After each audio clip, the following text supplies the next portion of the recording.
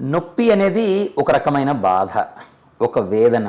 Patient తట్టుకోలేక వాళ్ళు శారీరకంగా బాధపడుతూ ఉండొచ్చు, దాని నుంచి నొప్పి రావచ్చు. లేదా ఈ శారీరకంగానే కాకుండా వాళ్ళు మానసికంగా బాధపడుతూ ఉంటారు. ఎన్నో రకాల వేరే బాధలు, అంటే మనం ఎమోషనల్గా బాధపడుతున్నామని అంటాము. ఇట్లాగా ఏ రకమైన బాధ వచ్చినా కానీ అది దాని నుంచి నొప్పి అనేది వస్తూ ఉంటుంది. ఇది నొప్పి అని అంటే ఇందులో చాలా రకాలు ఉంటాయి. సో నొప్పిని మనం ఇప్పుడు భరించలేని నొప్పి, తీవ్రమైన నొప్పి అంటుంటాము, దీర్ఘకాలికంగా ఉండే నొప్పి అనుకుంటాం.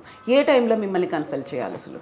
ఎటువంటి నొప్పి వచ్చినా కానీ ఆ నొప్పికి మీకు సరైన ట్రీట్మెంట్ దొరకలేదు అని అంటే ఒకసారి దగ్గరికి రావచ్చు.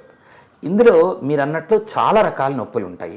నొప్పుల్లో ఎన్ని రకాలు అని అంటే రకరకాలుగా చెప్తాము. ఒకటి 3 నెలల లోపు వచ్చే వాటిని అక్యూట్ పెయిన్స్ అని అంటూ ఉంటాము.